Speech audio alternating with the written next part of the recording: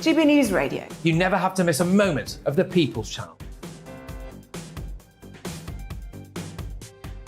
Monday to Thursday nights on GB News. At 6, it's Jubes and Co. 7 o'clock, Farage. At 8, join Mark Stein. And at 9, Dan Wootton Tonight, followed by Headliners. On TV, radio and online. This is GB News. Join me, Lawrence Fox, on GB News. Frank, fun, fearless and sometimes serious. Much as I love a Friday night punch-up, what I really want is a battle of ideas. I want to look at things differently. I want to hear different voices and engage with your unique experiences. Every Friday at 7 p.m. on GB News.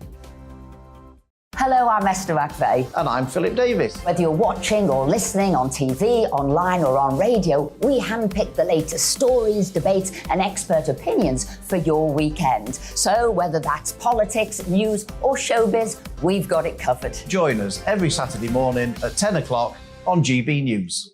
Hello, I'm Michelle Dewberry and you can join me every weekday 6 till 7 on Jubes and Co. Me and my panel will get stuck right into the day's events and I can tell you, in fact, I can warn you, expect some robust debates, some strong opinions and perspectives from both sides of the fence. It's about you at home as well. I love to read out all of your comments, or at least as many as I can. So join me, Michelle Dewberry, Monday to Friday, 6 till 7 on Jubes and Co.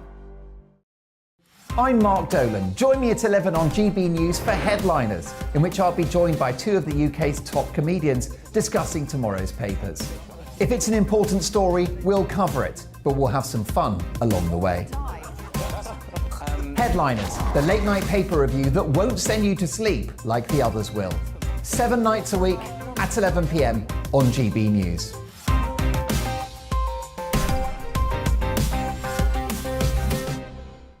Monday to Thursday on GB News, it's Bev Turner Today from 10 a.m. We're going to be here for you, our GB News family, to keep you up to date, but also make you smile. The guy went from puberty to adultery. And I can't wait to bring a few of my own opinions. I have no time for cultural totalitarianism. We'll engage in passionate, but always polite debate, with your thoughts and opinions at the centre of it all. Only on GB News, the People's Channel, Britain's news channel. I'm Mark White. As GB News Home and Security Editor, I cover those key issues that are so important to you. Our authorities, our communities doing all they can to combat violent crime. With the public services under unbearable strain, why are we still failing to control our borders? Defence, the first priority of any government, has been continually hollowed out. Can we trust our politicians to protect the armed forces? Join me, Mark White, on GB News.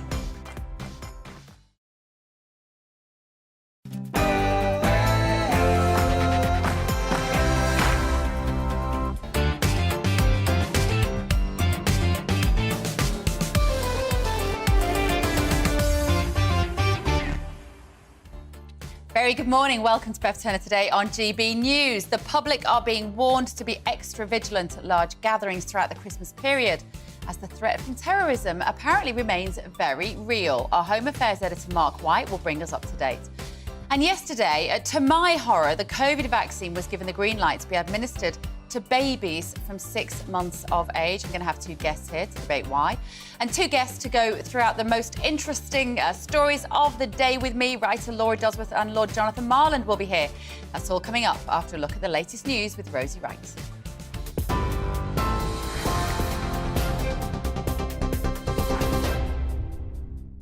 A very good morning. 2 minutes past 10. I'm Rosie Wright. Let's get you up to date.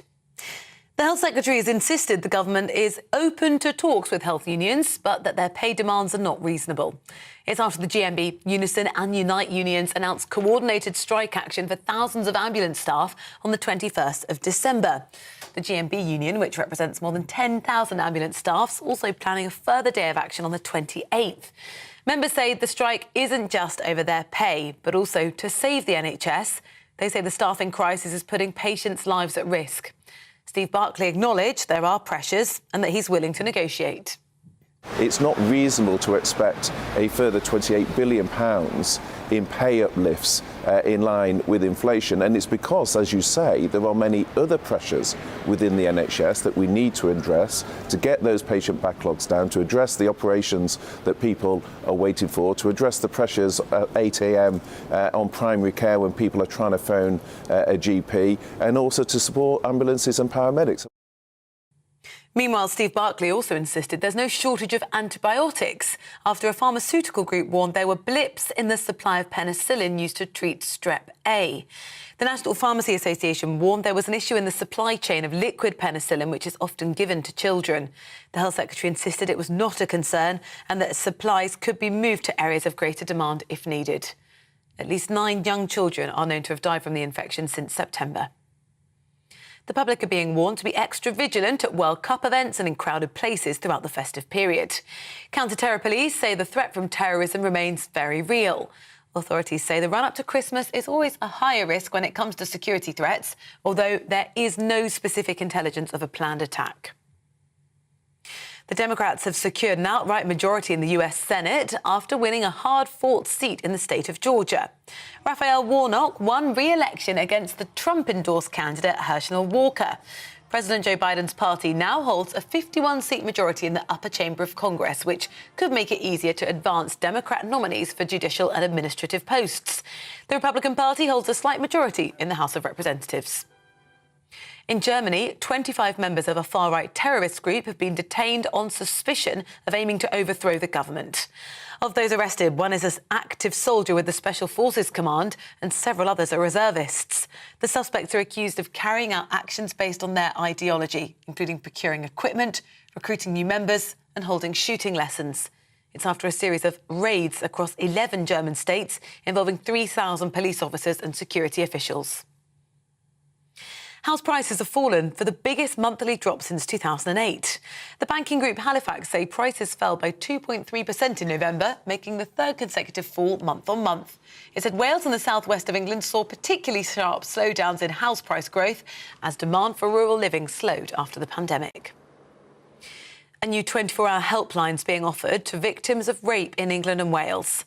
Trained specialists will be on hand at any time to offer emotional support and information on what other services are available. The Ministry of Justice says the service can be used by anyone aged 16 and over who's experienced sexual violence and abuse at any point in their life. People are being advised to warm their homes to at least 18 degrees as a cold snap begins overnight. From this evening, the Met Office has issued a yellow warning across parts of Wales, Northern England, Northern Scotland and England's east coast. Forecasters say Arctic air will move in, with temperatures predicted to drop to lows of minus 10 degrees overnight. Warnings will remain in place until tomorrow afternoon. You're now up to date on GB News. I'll bring you more as it happens. Now back to Bev.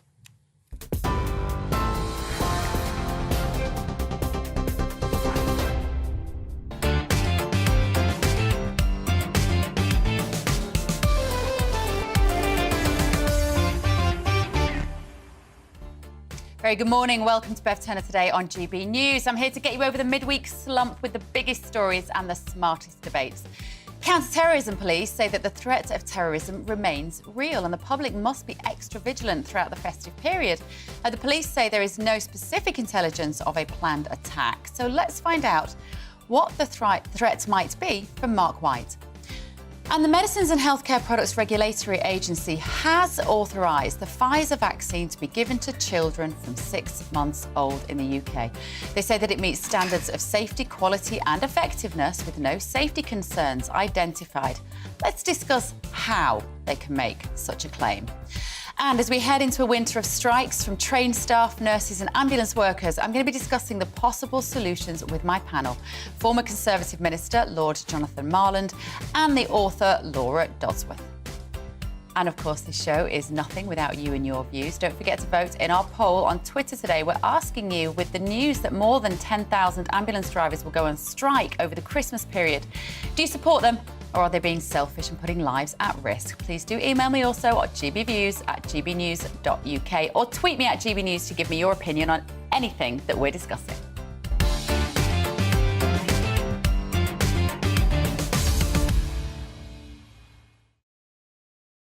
Now, if I had £1 for every time I said the word strike and could distribute it to our workers, no one would need to go on strike. But there are more. Ambulance staff yesterday became the latest group to announce strike dates, with 10,000 workers walking out on the 21st and the 28th of December. It follows news of further rail strikes, with members of the RMT union now planning industrial action for 12 days over the Christmas period. Joining us now is our political reporter, Catherine Forster at Downing Street. Good morning, Catherine. Please bring us up to date with the pressure that Rishi Sunak is facing over strikes in multiple industries now. Yes, really a lot of pressure now on the government and the Prime Minister, who's only 6 weeks into the job. Now, the anti-strike legislation that we keep hearing being talked about was actually promised by Boris Johnson in the run-up to the Conservative victory back in 2019. But although we keep hearing about it, progress on it is really rather slow. It was only introduced to Parliament back in October.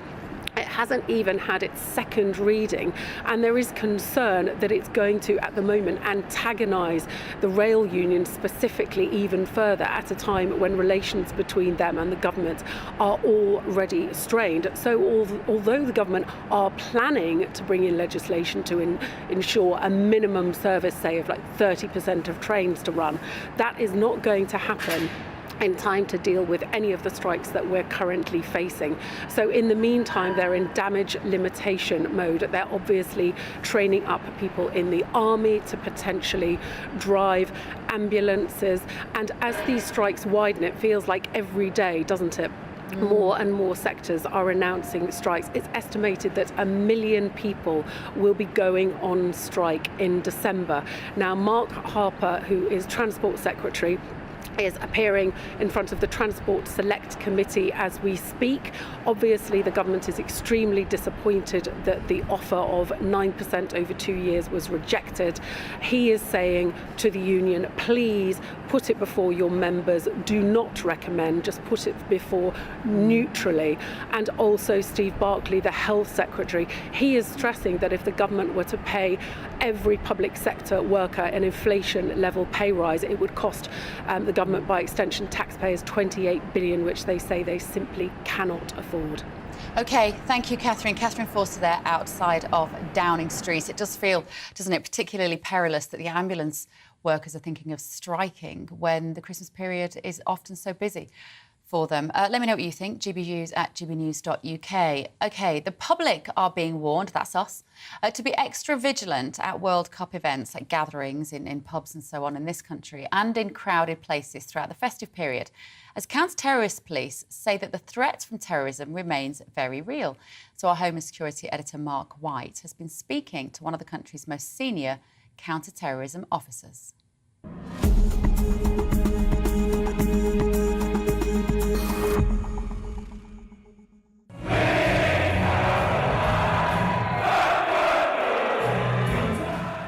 Across the nation, many thousands are currently packing into venues to enjoy the delights of the world's premier football tournament.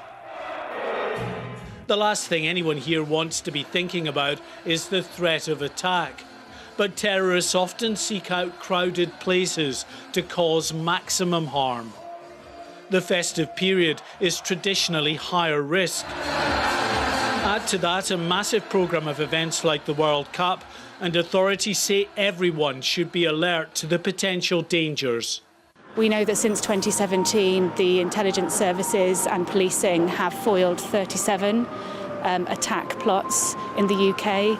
And I don't say that to alarm people, but I say that to show people how hard policing and the intelligence services are working in the background to keep them safe. Many terrorist investigations rely on information coming into the system, and I'm here to try and encourage the public to remain really vigilant and alert.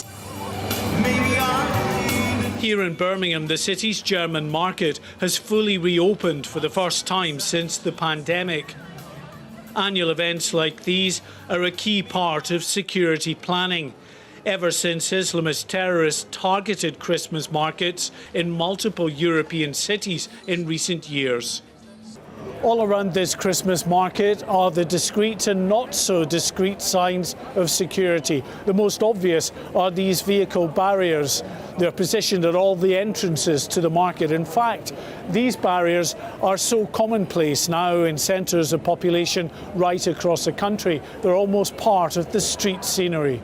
It's nice to see people out. It's nice to get out and be able to do this again.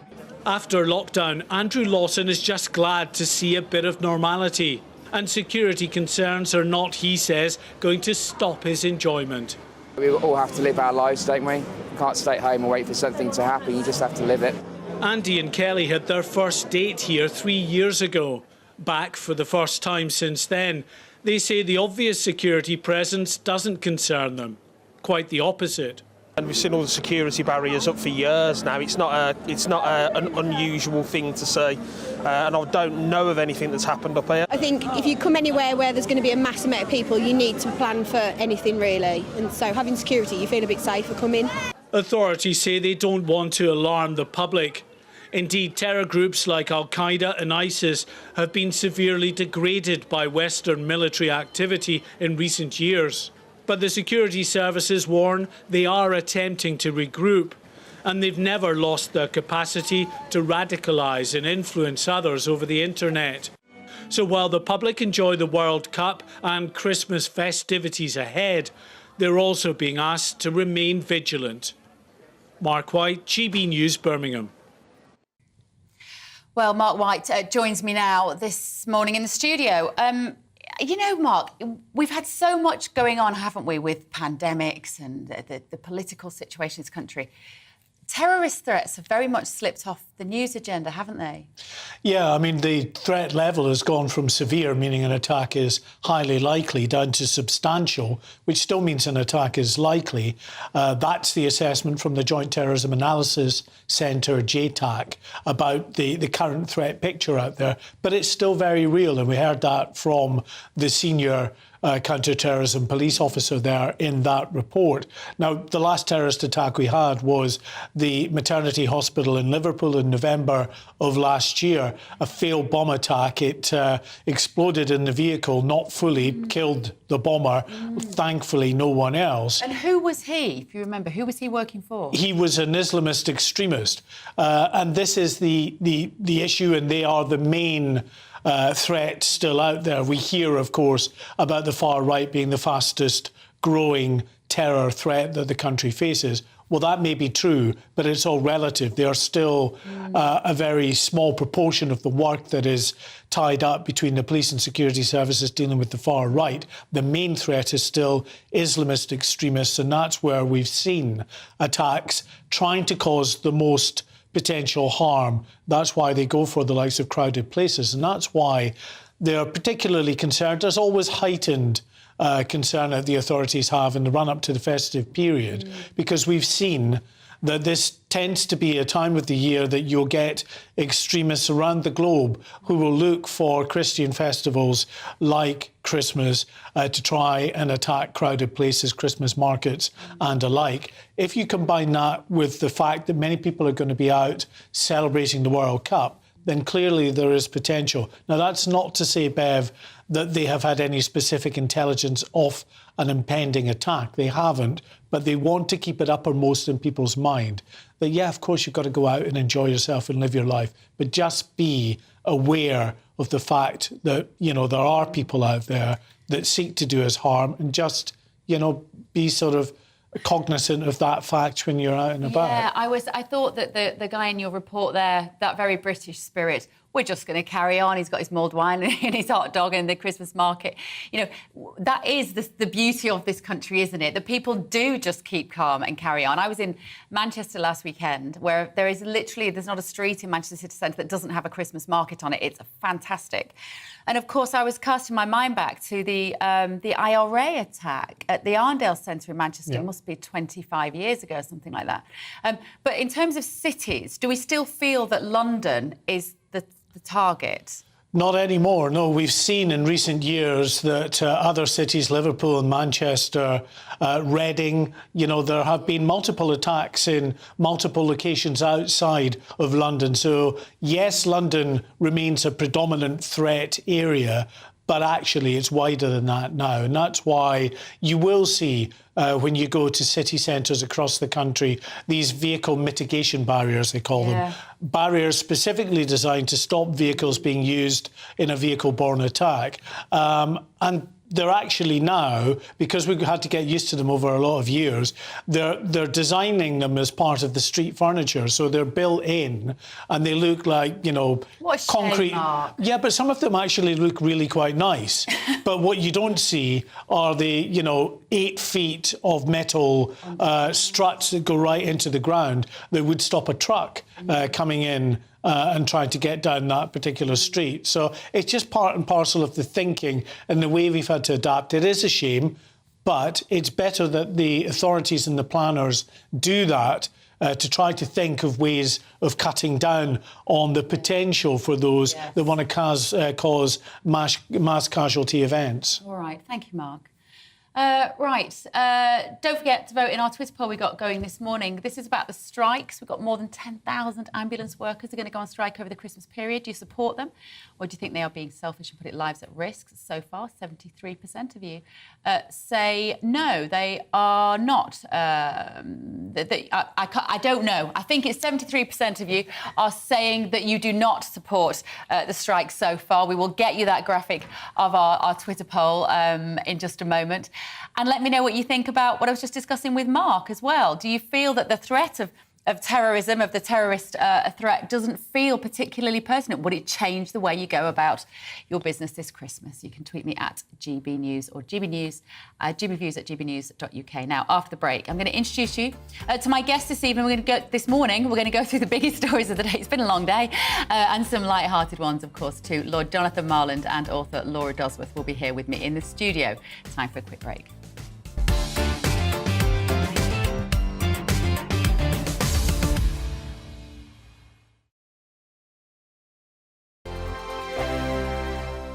Monday to Thursday, 9 p.m. till 11 p.m. Join me, Dan Wootton. I'll bring you the sharpest takes and hottest debates. Do you not believe in prisons? I don't believe in prisons. I'm completely stunned. I guarantee you there'll be no spin, no bias, no censorship. I actually was personally quite offended by it. And no reason to go to bed. So I guess they've always been quite woke. That's Dan Wootton tonight on TV, radio and online. Monday to Thursday from 9 p.m. till 11 p.m. on GB News. The People's Channel, Britain's news channel. Every morning from 6 o'clock, we'll wake you up with GB News Breakfast with all the stories you didn't know from the night before. So whether it's serious news, entertainment or your own views from all over our great nation, we're here to kick off your day with a smile. The national media should be reflecting and reporting what's happening here. You will notice the northwestern accents. Whether you're with us on TV, radio or online, every morning it's breakfast from 6 a.m. Hope you can join us.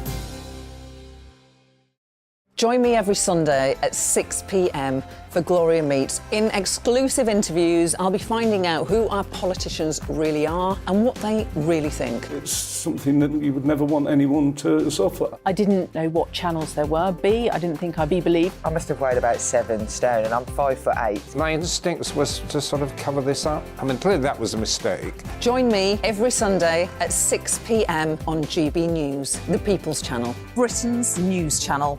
Hello there, it's Eamon Holmes here from Breakfast on GB News. We're not just on your television and your screens, you know. We're on DAB plus digital radio, so you can listen to your favourite shows on the move. If you've not yet listened to GB News Radio, it's very simple. We're on your radio player and TuneIn apps, on your smart speaker, phone or tablet, or online at gbnews.uk. Take us with you wherever you go. GB News Radio. You never have to miss a moment of the People's Channel.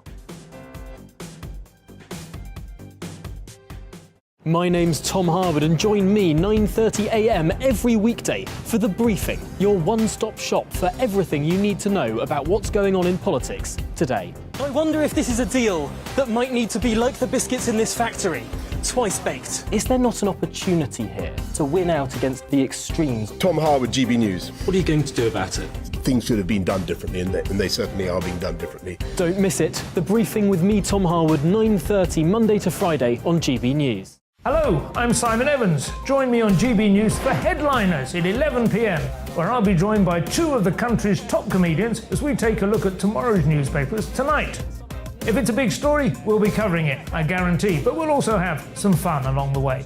That's GB News headliners at 11 p.m. We won't put you to sleep, unlike some of the other paper review shows out there. So join us, 11 p.m, 7 nights a week.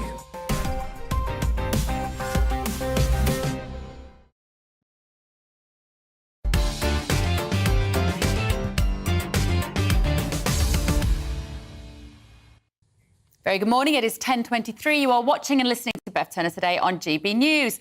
Now, let me introduce you to my guests this morning. I'm delighted to be joined by former Conservative Minister Lord Jonathan Marland and author and journalist Laura Dodsworth. Now, Jonathan, let me come to you first. Passengers will be told this is nothing you can't cope with, a man of your experience. Passengers are being told basically just avoid the railways. Whether or not unions call off strikes at the 11th hour, you're just not going to be able to travel anywhere. What a mess. It is a mess. I find the behaviour of the rail unions absolutely extraordinary. They're very well paid train drivers, somewhere between 59 plus thousand a year, which is a good salary. People are just not going to use the trains. It's going to force more people to work from home, which I don't think is necessarily a good thing. It's going to create misery for a lot of people who go and see family, which they sometimes only once or twice a year go and see their family. And there hasn't been enough of that in the last couple of years. Exactly. So I think their behaviour is appalling. And the whole thing about these strikes, Beverly, that no one seems to have linked up with, who are the biggest funders of the Labour Party? The unions. The unions. They are, and you know, I was involved in raising money for the Conservative Party, as you know. Who are the biggest funders of the Labour Party is the unions. And this orchestration of strikes that's happening at this particular time and a renaissance, if you like, of the Labour Party because of the self-inflicted wounds the Conservative Party have had is something that people have, the Conservative Party should associate and link to educate the voters. So I think it's really bad. Obviously, there are a number of people who rightly are striking because they're badly paid and have had, to work through incredibly tough times. But I'm afraid I don't think there's a lot of sympathy for the rail unions. I'm just wondering how that would play out. So if Rishi Sunak came out today and he said, I blame Labour for the strikes because you are in cahoots with the unions and therefore this works for you politically, the backlash from the public, though, I'm just thinking, Laura, they would say, this is not the fault of Labour. You have been in government for 12 years. How can you blame Labour for this? Well, I don't think Labour could be blamed for it. I just want to pick up on a point you made before, which is that we've had a bad couple of Christmases. I think the public is going to have no sympathy with us at all. We had Christmas cancelled. Coming off the back of COVID and lockdowns, I believe this is the year we were promised 1920-style hedonism and a proper Christmas. So the idea that people aren't going to be able to take the train home is just awful. I had to get a car in today because, in general, the trains are so unreliable that you cannot guarantee you will be able to get to a work destination on a train. Look, I mean, going to play devil's advocate because I've got a feeling that none of us will here.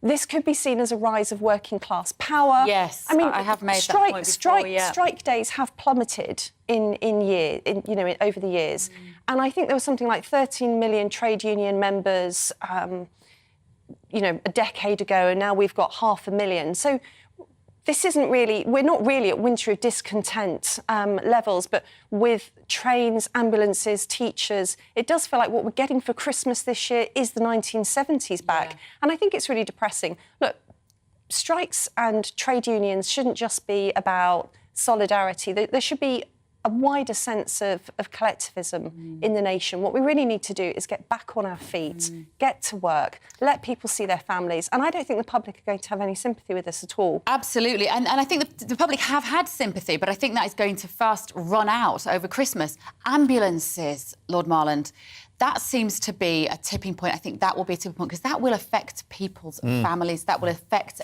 lives. Yes, but it already is. I've just been phoned by a friend of mine's wife. He tragically died over the weekend. He had to wait 8 hours for an ambulance to come and pick him up when he was severely ill. So already that service is not fit for purpose. And you can imagine the frustration for ambulance drivers. there's not enough support for them. That is smacks of bad management and within that service. So I feel great sympathy, obviously, for the ambulance drivers. They do a great job, and they're vital to people's A&E. But this whole thing is, this country is crumbling. It has failed to, the levers of power have failed to respond to the crises that COVID created. They didn't respond well at the initial phases of the crises. They did towards the end when the vaccine rollout happened. They did that magnificently. But they failed to respond to power. The civil service are working from home. They're not back at their desk working full-time. They haven't recognised... I've just chaired a conference in the Mansion House for the Commonwealth. The UK government was scantily represented at that conference because they don't get the change, for example, from leaving Europe. This sort of adjustment and lack of energy and drive that's in that. And do you find the government is terrible? Because you can pick up the phone to most of these people. Do you find they're all blaming each other? Is it that everything is somebody else's fault? No, I don't think they're blaming each other. I just think that, and Kate Bingham said this so well when she made her report on what it was like trying to implement this vaccine programme, that the civil service were completely obsessed by process, not by delivery. And I find that whenever I come up against the civil service, that it's process. And it's the failure of that process on passports, on visas. DVLA, everything. We're talking about government ministers not being able to get, from international countries, not being able to get visas to come to this country for events. We're talking about individuals in this country not being able to get their passports renewed, their DVLA licences done.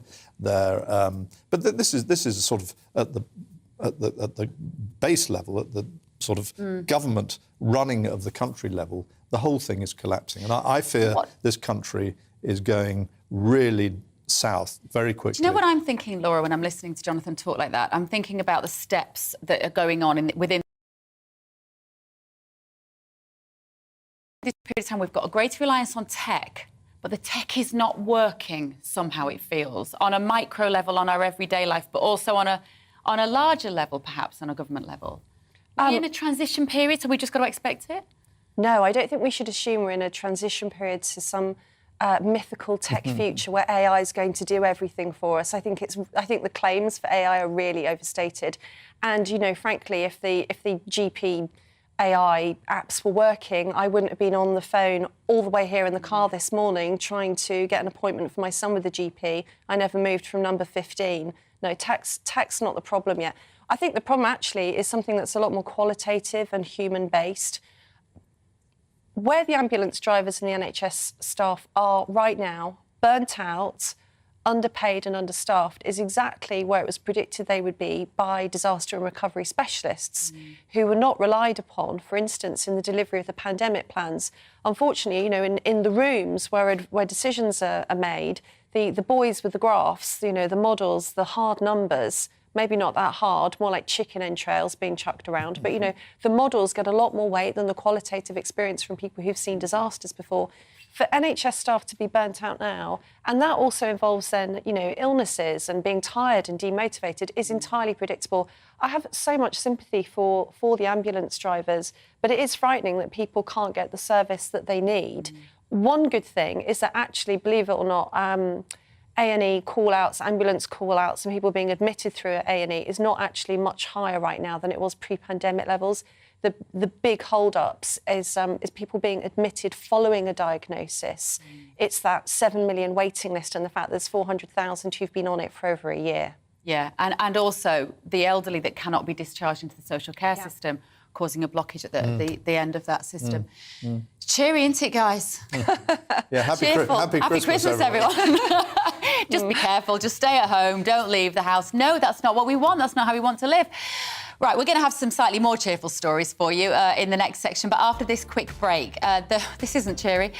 The Pfizer COVID-19 jab has been given the green light for use in infants and children from 6 months of age up to 4 years. This was the one age group that hadn't been given the authorization. The Medicines and Healthcare Products Regulatory Agency, the MHRA, has said it does meet the standards. I'm going to be talking to a couple of people about that after the news.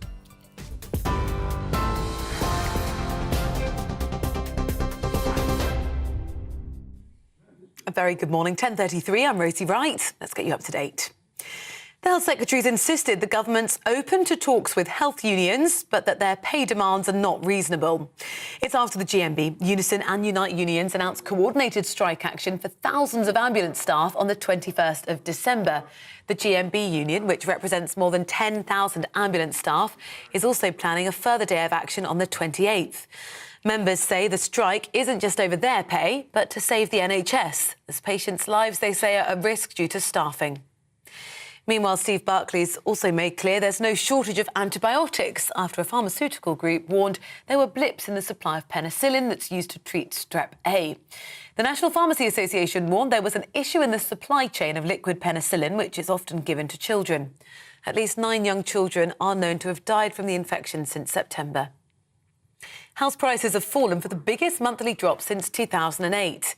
Banking group Halifax says prices fell by 2.3% in November, marking the third consecutive month prices dropped. It said Wales and the southwest of England saw particularly sharp slowdowns in house price growth as demand for rural living slowed after the pandemic. People are being advised to warm their homes to at least 18 degrees as a cold snap begins overnight. From this evening, the Met Office has issued a yellow weather warning across parts of Wales, Northern Ireland, Northern Scotland and England's east coast. Forecasters say Arctic air will move in, with temperatures predicted to drop to lows of minus 10 degrees overnight. Warnings will remain in place until tomorrow afternoon. We're on your TV, online and DAB+ radio. You're up to date on GB News.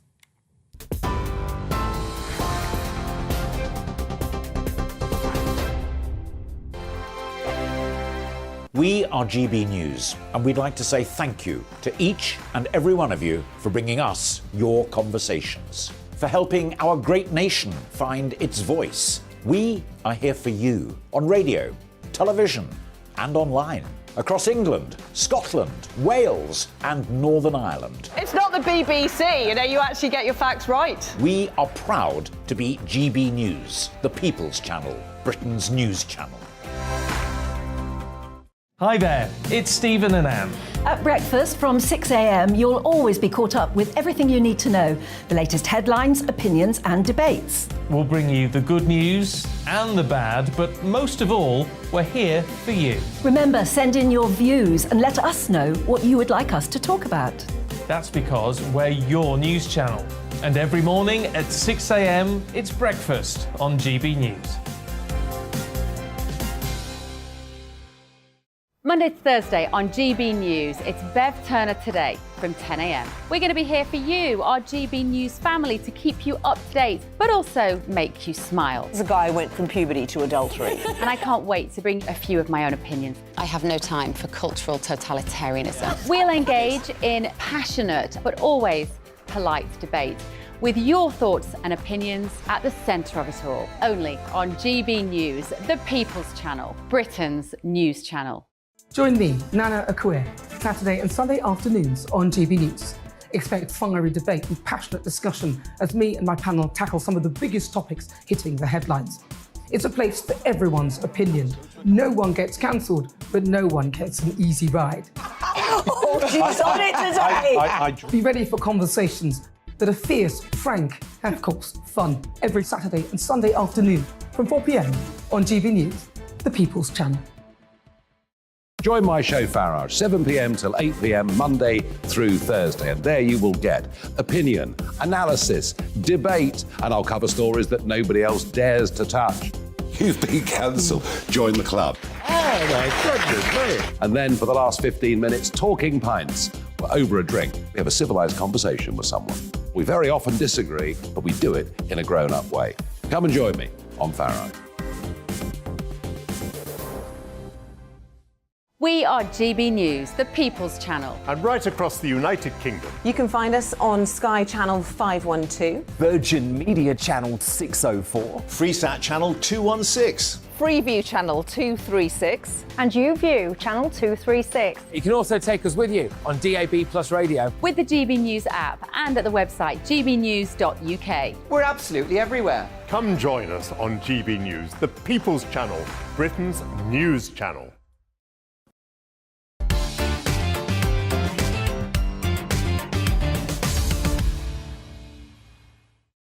Welcome back to Bev Turner today here on GB News. Thank you very much for joining me. You have been getting in touch with me. We were talking about strikes just before with Lord Marland and Laura Dodsworth. And George has said, I believe the NHS is plagued by bad management. Too many are employed to manage wages. They're on top wages and are essentially getting paid for doing very minimal. Simon has said 1 million people going on strike in the current financial climate. How can they afford to lose so much money? They can never get that back. And somebody else is saying, I have 100% support for NHS workers striking. I go to any hospital today and I see long lines of ambulances trying to drop patients off. People in this country are selfish. It seems they want to get drunk on Christmas and New Year's Eve and subsequently push the NHS to their limits. Well, there's never been a time when you get the sense that really taking responsibility for your own health is probably the most important thing we could do, because you're not sure that anyone's going to be there to pick you up off the road if you get into trouble. Right, keep your views coming. GBviews at gbnews.uk. Another health story now. The Pfizer-BioNTech COVID-19 jab has been given the green light for use in infants and children aged 6 months to 4 years old. The MHRA has authorised the vaccine in this new age group after they said it was found to meet the UK's regulators' standards of safety, quality and effectiveness, with no new safety concerns identified. Now, nobody's been forced to take the jab at the moment, so don't panic. But let's find out quite what is going on here. I'm joined by investigative journalist Sonia Elijah and Dr. Chris Smith, virologist and consultant at Cambridge. Sonia, let me start with you. You followed this story incredibly closely as one of, I would say, the country's top investigative journalists, and you have watched the permissions being given to every age group getting younger and younger and younger, and you've been asking why. What is your conclusion today as to why this particular age group is now has been given the green light?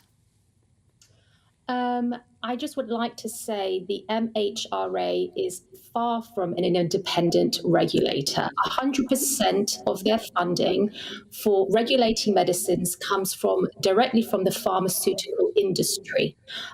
Using the chief exec's own words, this is Dr. June Rain, she said the MHRA has moved from watchdog to the enabler, and this is their decision they made yesterday is the epitome of that. They have enabled the pharmaceutical industry to reap immense profits from really what I would say financially their most successful product ever. And clearly the standards have been dropped so low that given my own research, I know, looking at the Pfizer documents that were released by FOIA request, that no genotoxicity studies were done, no carcinogenicity studies were done, no safety pharmacology studies were done. We know that the lipid nanoparticles travel all around the body. They go to the spleen, the liver, the ovaries, the testes. It is alarming what you find when you're digging through the data. The MHRA has failed in their duty in promoting and protecting the public's health. I believe the public have been lied to when it comes to the safety and efficacy of these vaccines. They've also failed to check the quality as well, which I can talk about later. All of which I think there's very little to pick holes in. I think 85% of the funding of the MHRA comes from pharmaceutical companies. That is very well documented now. Chris, if I can come to you, if this was an illness which was perilously dangerous to babies, we might say, on the balance of probability, look, we don't have the long-term data yet. We don't know. There are signals, there are injuries which are very well documented. But the children need this. These newborn babies, effectively 6 months, you're tiny. They need this because they need to be protected. They don't need to be protected anymore, do they, Chris? And possibly never did. In my role as a doctor, we don't do anything to anybody unless it's absolutely in their best interests. And there are patients of a number of ages, including babies as young as 6 months, that if they catch this new coronavirus that causes COVID-19, it could be serious for them.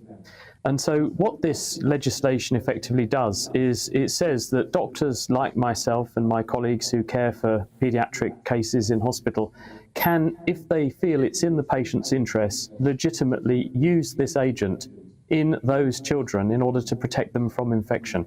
It's not mandating that everybody gets this infection, or this vaccination rather. It's not saying you have to do this. What it's saying is that you can legitimately, in a licensed capacity, give this agent if you think it's in the patient's best interest, using your independent, impartial, expert role as a doctor. So and if that's you quite different from dictating that everyone has to have something or saying this is what we're mandating for the public. The role of the MHRA is merely to appraise evidence and then to say whether or not, on the basis of the evidence presented to them, that they feel some course of treatment is safe and therefore, under certain circumstances, may be used. So have you seen evidence, Chris, where you would say there is sufficient numbers of babies between the ages of 6 months and 4 who are dying from COVID-19 that if a parent came into your surgery and asked this, you'd give it to them? I'm not a GP, I'm a hospital virologist, and so I go on ward rounds on a weekly basis and I visit the paediatric intensive care unit, and over the course of the last 2 years we have sadly lost children to this infection. Now, I don't know if they'd been vaccinated beforehand, it would have changed the outcome for them, but it's possible that it could have done. But just to be really clear, I think what's really important... I mean, hang on. The other lady went on for ages. You've given me precisely a fraction of the time she had. If my colleagues who are in that paediatric intensive care unit or are caring for patients who have inherited immune problems or issues that mean that they can't fight off infections very well, if they feel it's in the best interest of a child to be protected against a range of infections, including this one, then I think it's reasonable that on the balance of evidence that they're allowed to do that in a way that means that they're doing it legitimately and not in an off-licence way, which might leave them exposed.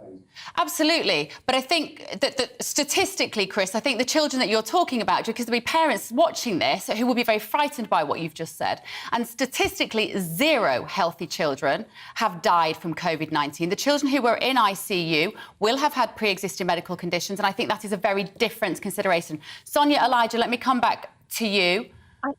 Yes, I just wanted to say that Professor Spiegelhalter of Cambridge University stated that the risk of a young child dying of COVID is lower than actually getting hit by lightning. So this is an incredibly low risk. They have very strong innate immunity, young children. I would say the risks of these vaccines, and we know there are unprecedented levels of adverse events being reported internationally on VAERS, on yellow card. The risks overwhelmingly outweigh any benefit a young child would get from these vaccines. We know that there's a waning efficacy. We know between dose 1 and dose 2 of the trial that the MHRA relied upon went into negative efficacy, negative 32%, which means the child is more likely to get COVID by taking the vaccine when it goes into negative vaccine efficacy. The trial data that this trial was also flawed, that a large volume of children did not receive their third dose, because this is a 3-dose regimen. And you have to ask yourself, why didn't those participants in the trial receive their third dose? Also, we know that these are based their vaccine efficacy on the third dose. The FDA themselves said it was imprecise and unstable, and that it was based on tiny numbers. You're talking about 1 COVID event in the vaccine group and 2 COVID events in the placebo group. This is for the age group of 6 months to 23 months. In the 2 to 4-year-olds, 2 COVID events in the vaccine group and 5 in the placebo group. Chris, I want to give the last word to you, Dr. Chris Smith. Isn't the problem here as well that doctors are busy? All right, doctors are so busy looking after people, saving lives, keeping people healthy, that in fact there isn't the time on the part of doctors to do the investigations into the Pfizer findings, into the trials, and that's why doctors rely on people like the MHRA to do the research properly. The role of the MHRA is to appraise the evidence and to present it saying they are or aren't satisfied that the evidence presented justifies the safe use of an agent. But policy comes from a different committee called the JCVI, the Joint Committee on Vaccination and Immunisation, who decide what we do and don't do with these particular agents. And just to pick up on one point that was made, I know David Spiegelhalter very well, he's a friend of mine, and the point he made was right, which the child's risk of being hit by COVID is about on par with being hit by lightning, but that's considering all children, including healthy children. The children we're considering possibly vaccinating here is not all children. We're talking about a subgroup of children who might be at very high risk if they catch COVID. Chris, so they're Chris, not just the let same me... thing. And this means legitimately you can use the agent in those if you feel it would be in their best interest. Chris, it is extraordinary, though, isn't it? Because in the 12 to 15 age group, the JCVI said they could not give a categorical cost-benefits conclusion that these injections should be given to that age group, and they handed it over to the CMOs. And the Chief Medical Officer said, we will give this to children for their mental health, and so they don't miss school. What do you expect them to say this time with this age group? Well, you're conflating two things, which is the policy of giving a vaccine to an entire population or offering it as part of a vaccine programme. And that's quite different from saying you can legitimately and safely use an agent if you decide on a case-by-case basis it's in the interests of a patient to do that. And that's the difference. What the MHRA are saying is on a case-by-case basis, a hospital doctor or a GP could advise a patient and on licence give the vaccine to that age group. Then let's hope... What the JCVI were doing earlier in the year and during the pandemic was coming up with policy about who to give vaccines to in what age groups. And that was all children, not a subgroup of children. Well, let's hope, therefore, that parents fully understand the cost-benefit risk and that when they read the headlines that say 6-month-old babies can get the COVID jab, that they don't turn up at their GP this morning thinking this is something that they should do because they're trying to do the right thing. And I think between us, we got the nuance across. I appreciate your time very much this morning. Sonia Elijah there, investigative journalist, and Dr. Chris Smith, virologist. Let me know what you think. gbviews@gbnews.uk. OK, the UK government will make a decision on whether to open Britain's first deep coal mine in 30 years. Yes, you heard that correctly. The decision has been put back 3 times by the government. I'm not surprised. It was supposed to be made in July, but that was then put back to August, then November, then December. Our national reporter, Paul Hawkins, has found out more. Everywhere here, there's a nod to what some say is a golden age. The Wellington Pit chimney, one of 70 mines dug over a 300-year period. This railway, which brought coal to the harbour to be ferried away for steel making. Memorials and plaques to those who lost their lives underground. The work was dirty and sometimes dangerous, but thousands of people had jobs. It gave them purpose, supporting communities and families. It's nice to receive a wage of your own and know that you're earning it.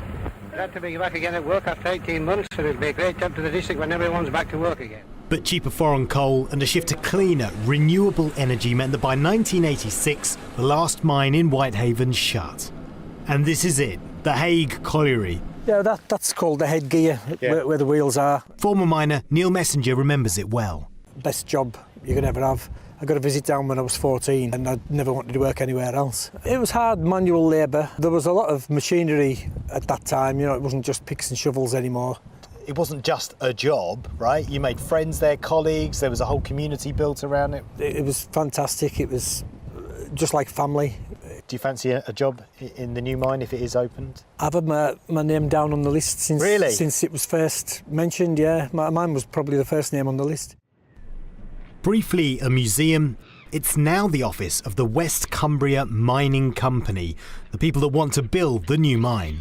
A 4-minute drive away from the old Hague Colliery is the site of the new proposed mine called the Woodhouse.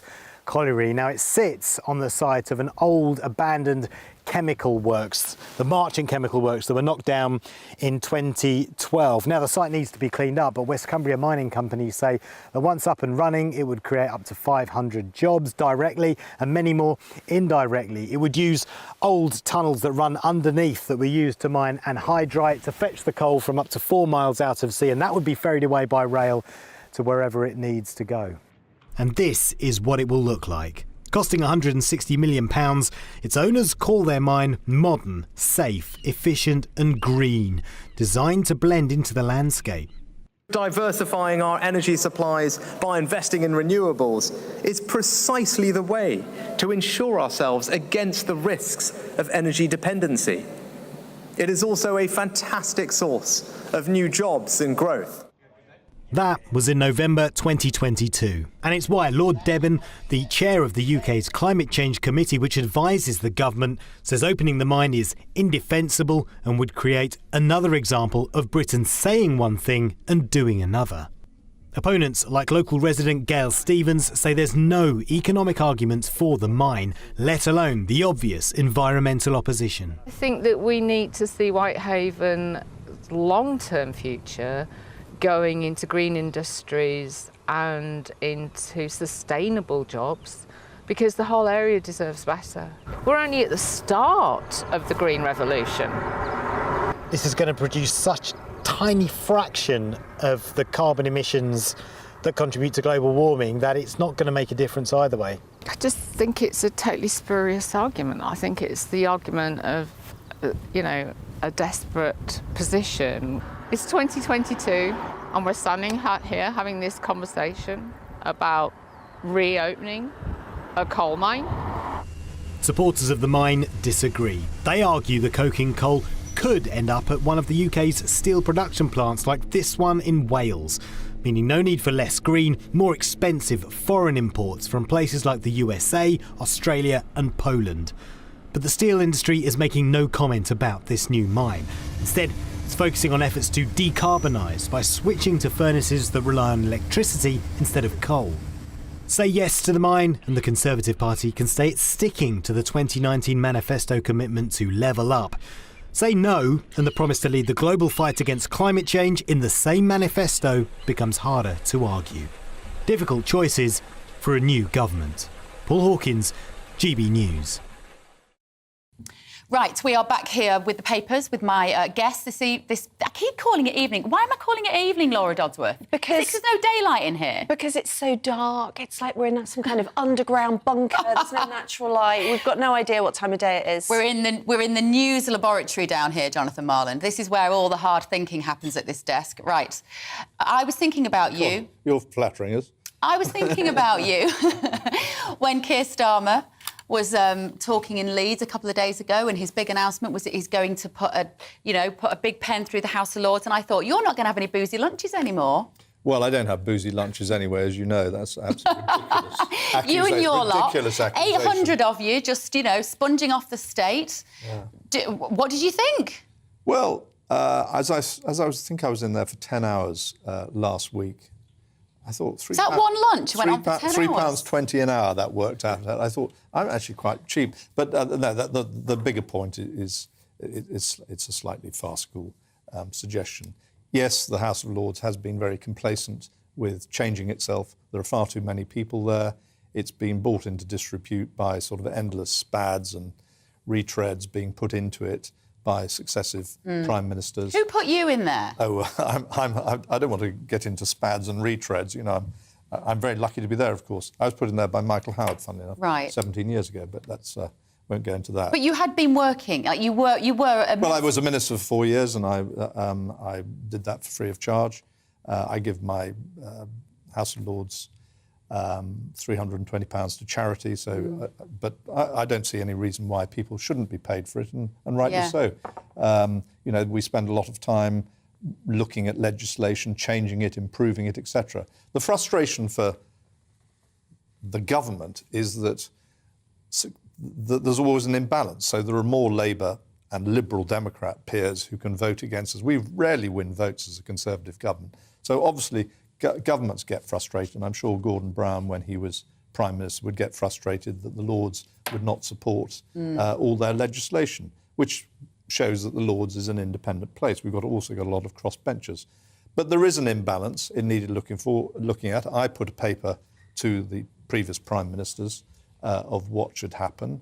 I did research into, for example, an age limit, which I think the public can understand and recognise. Of what? What number? Well, the initial one was 79. That got rid of 250, by the way. Or 250 would have had to retire. That would have brought us down to... A bit ageist. It is ageist, I grant you, but I think... And how old are you, Jonathan? Yes, I'm nearly 79. Shut up. Shut up, Laura. That's very unkind. You're not allowed to ask me my age. So you'd have another 20 years in there? Thank you very much. No, I wouldn't have another 20 years. Do we need them or not? I think... In a reformed... Of course we need them. When you think that the Lords have got the law lords in it, they've got former head of the police, they've got head of the chief of defence staff, they've got eminent business people who are very successful. That's true. Big landowners, etc. There is a very... Sorry, just to finish, there is a very eclectic bunch. Of people and of course, there are too many, and there are one or two bad apples. There are in every organisation. They need to be sorted out. I think, in a nutshell, yes, we need the House of Lords. I'm on the fence as to how much should be elected or not elected. The balance of power in this country is ancient and it's unusual. You know, we have the executive, we have the House of Commons, we have the House of Lords. I'd say the executive has too much power at the moment. Look how many hundreds of statutory instruments go through. They just get waved through by the Commons and the Lords. I'd like to see the House of Lords... They don't get waved through in the Lords. I'd like to see the House of Lords ask for more rethinking, do more vetoing. They should be difficult, they should be obstructive. That's the point. That's where they add their check and their balanced power. Now, talking about boozy lunches, I completely disagree with any catering being subsidised. You know, if you go back a few years, I looked at figures and the amount of subsidy per Lord is more than what somebody on job seekers allowance gets. I'm not arguing for more job seekers allowance at all either, by the way. I'm just saying it's disgusting that people who are mainly wealthy are getting subsidised lunches. The other thing is that while the House of Lords is full of expertise, because of all the political appointments, you know, you've mentioned SPADs, there are some people there who probably shouldn't be there. If you think about it, somebody who's, I think, commonly known as Lino, he's a hairdresser, but it's an Italian name. David Cameron's hairdresser got... Exactly. So he was given an MBE for services to hairdressing, but basically David Cameron's hairdresser is in the House of Lords. So I think that it's gone a little bit out of control. It's almost like grace and favour. It's almost like royalty's grace and favour. People shouldn't be there. I just want to correct Laura on a couple of things. Firstly, I think it's highly unlikely that we're very subsidised. I think you would pay £3.50 for a cup of coffee. That's not a subsidy in my view. I don't consider I go to the Lords to have a subsidised meal. I don't. It's perfectly acceptable price, and I think that's... Laura needs to be corrected on that. She's right on. Laura, you're right on so many things. May I come back with something on the Can I just finish one other? We do have to go to the news because Rosie Wright is waiting, but we will get back to this, actually, I think, in the next hour. Rosie, I'm sorry that we're late to the news, and here's the weather.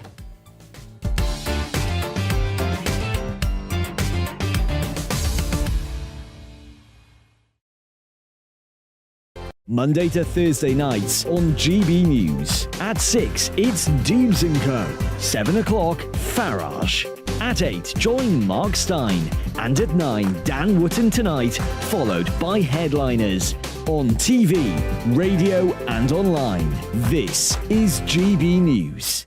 Here on GB News Live, we'll be keeping you in the picture, finding out what's happening across the country and finding out why it matters to you. We'll have the facts fast with our team of reporters and specialist correspondents. Wherever it's happening, we'll be there from 12 noon on TV, radio and online. GB News, the People's Channel, Britain's news channel. Hello, I'm Michelle Dewberry and you can join me every weekday 6 till 7 on Jubes and Co. Me and my panel will get stuck right into the day's events and I can tell you, in fact, I can warn you, expect some robust debates, some strong opinions and perspectives from both sides of the fence. It's about you at home as well. I love to read out all of your comments, or at least as many as I can. So join me, Michelle Dewberry, Monday to Friday, 6 till 7 on Jubes and Co.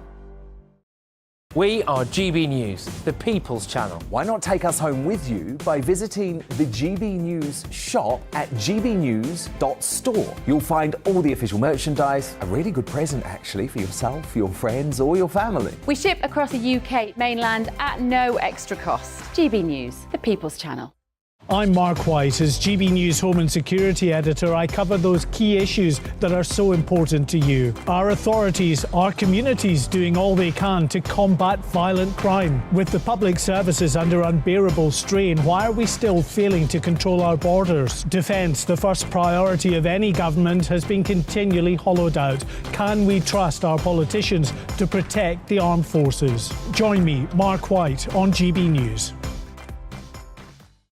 We are GB News, right across the nation. You can get us on television, on radio, on digital. We're absolutely everywhere. Amazing! You see, amazing! You remind me of me in the European Parliament. But here's the most important bit. We are not part of the mainstream establishment. We think and speak just like you do. We are the People's Channel. Magnificent. That's really, really thoughtful. Come and join us on GB News, the People's News Channel.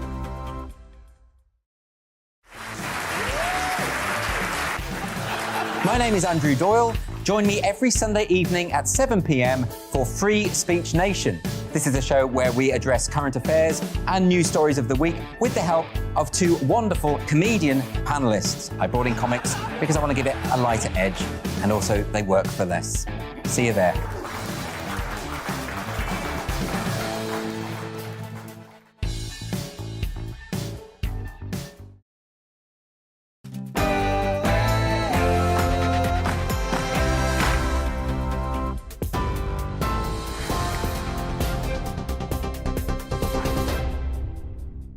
Good morning. It's coming up to 4 minutes past 11. I'm Rosie Wright, keeping you up to date.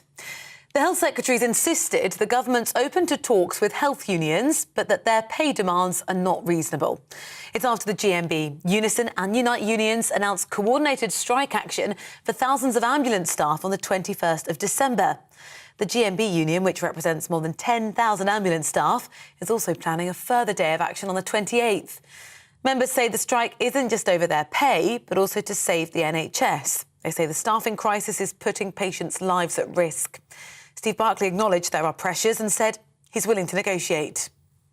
It's not reasonable to expect a further £28 billion in pay uplifts in line with inflation. And it's because, as you say, there are many other pressures within the NHS that we need to address to get those patient backlogs down, to address the operations that people are waiting for, to address the pressures at 8 a.m. On primary care when people are trying to phone a GP, and also to support ambulances and paramedics. Meanwhile, Steve Barclay's also insisted there's no shortage of antibiotics after a pharmaceutical group warned there were blips in the supply of penicillin used to treat strep A. The National Pharmacy Association had warned there was an issue in the supply chain of liquid penicillin, which is often given to children. The Health Secretary insisted it was not a concern and that supplies could be moved to areas of greater demand if needed. At least 9 young children are known to have died from the infection since September. The public are being warned to be extra vigilant at World Cup events and in crowded places throughout the festive periods. Counter-terror police say the threat from terrorism remains very real. Authorities say the run-up to Christmas is always higher risk when it comes to security threats, although there's no specific intelligence of a planned attack. In the US, the Democrats have secured an outright majority in the Senate after winning a hard-fought seat in the state of Georgia. Raphael Warnock won re-election against the Trump-endorsed candidate. President Joe Biden's party now holds a 51-seat majority in the upper chamber of Congress. That could make it easier to advance Democrat nominees for judicial and administrative posts. The Republican Party holds a slight majority in the House of Representatives. China has announced the most sweeping changes to its COVID rules since the pandemic began 3 years ago, after protests against the measures broke out across the country. The nationwide easing of the rules is the strongest sign yet that China's preparing to live with the virus. The 10 new measures include an end to testing for those travelling within the country, and people with asymptomatic or mild symptoms will be able now to recover at home rather than having to go to a quarantine centre. In Germany, 25 members of a far-right terrorist group have been detained on suspicion of aiming to overthrow the government. Of those arrested, one is an active soldier with the Special Forces Command. Several others are reservists. The suspects are accused of carrying out actions based on their ideology, including procuring equipment, recruiting new members and holding shooting lessons. It's after a series of raids across 11 German states involving 3,000 police officers and security officials. House prices have fallen for the biggest monthly drop since 2008. The banking group Halifax says prices fell 2.3% in November, marking the third consecutive fall month on month. It said Wales and the southwest of England saw particularly sharp slowdowns in house price growth as demand for rural living slowed after the pandemic. People are being advised to warm their homes to at least 18 degrees as a cold snap begins overnight. From this evening, the Met Office has issued a yellow warning across parts of Wales, Northern Ireland, Northern Scotland and England's east coast. Forecasters say Arctic air will move in, with temperatures predicted to drop to lows of minus 10 degrees overnight. Warnings will remain in place until tomorrow afternoon. You're now up to date on GB News. I'll bring you more as it happens. Now back to Bev.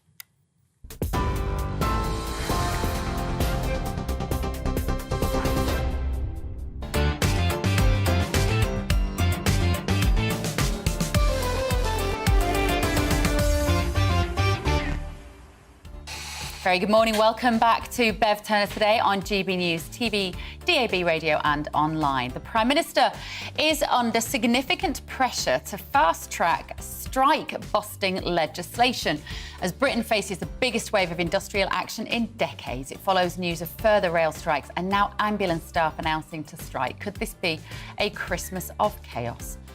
The government is set to fall short, to fall 32,000 homes short in their aims for the 2016 and 2021 affordable housing building programmes. So should the government revise its plans for affordable housing, or will they continue to fall short of the mark? I'm going to be joined by our economics and business editor, Liam Halligan, in just a moment. And also my panel will be back. Laura Dodsworth, author, thinker, commentator, and Lord Jonathan Marland with his wealth of experience in the Conservative Party. We're going to be looking at some of the biggest stories of the day, so do not go anywhere. They're going to be here in about 20 minutes' time. Of course, this show is nothing without you and your views. We've got a Twitter poll going on this morning. This is about the strikes, the biggest story in town, as more than 10,000 ambulance drivers are set to go on strike over the Christmas period. I am asking whether you support them, or are they being selfish and putting people's lives at risk? 73% of you at the moment are not supporting the paramedics and the ambulance teams in their intentions to strike. Keep your votes coming in.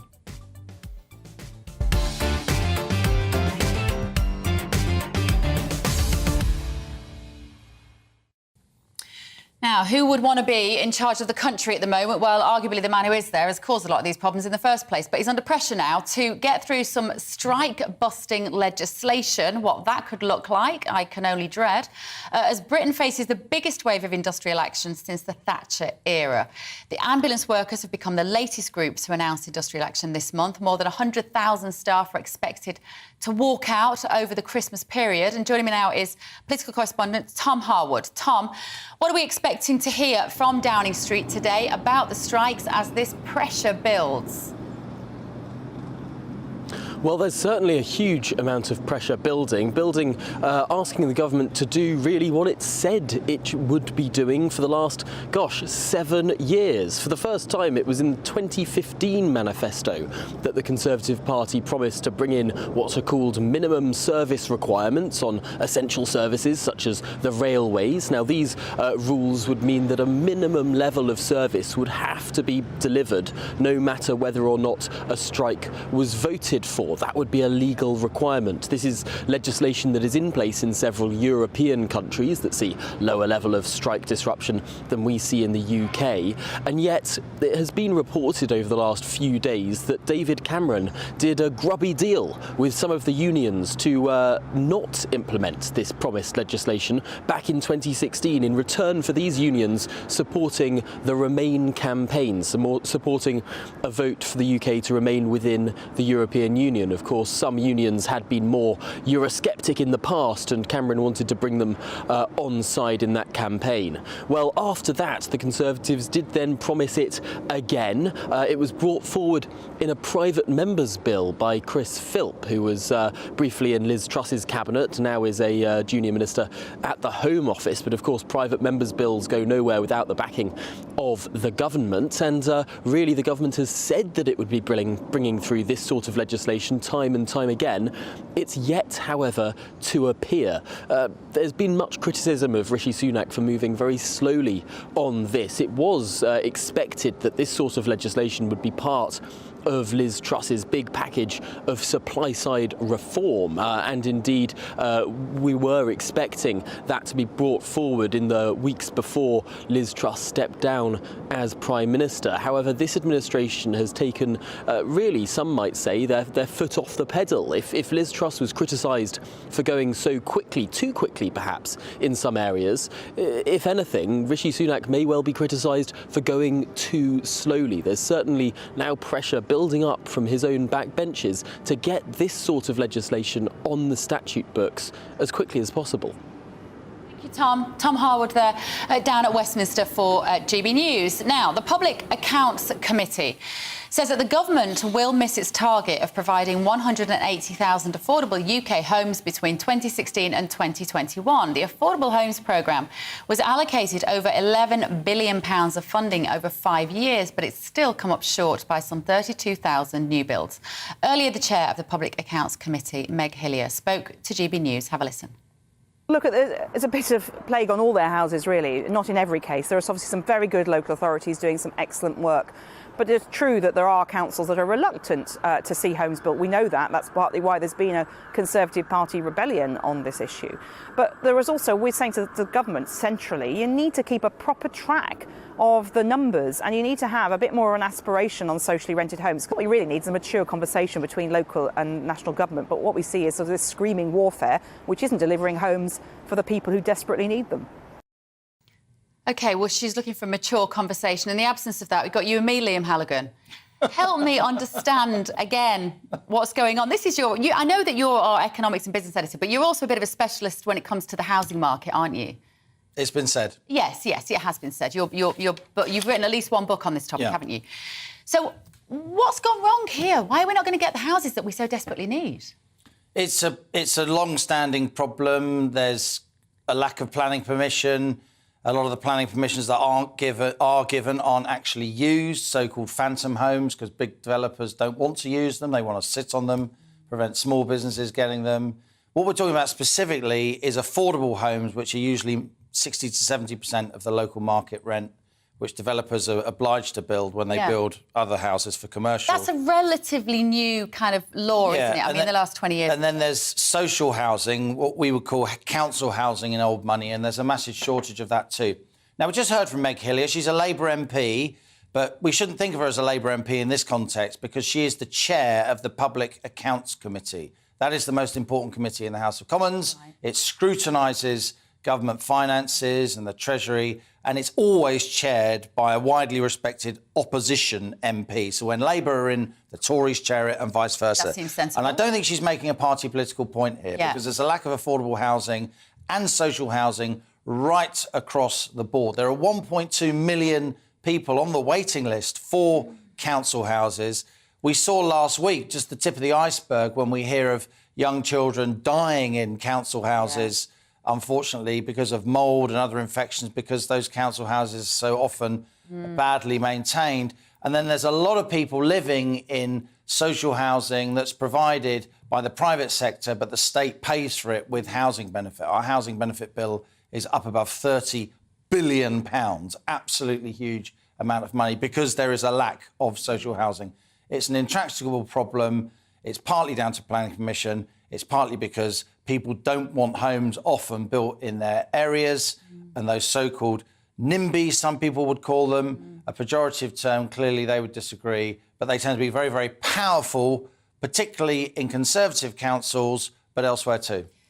You know, we had this news from Keir Starmer earlier in the week, didn't we? I think it was on Monday, talking about the fact that he would like to devolve a lot of powers into local areas and take them out of Westminster.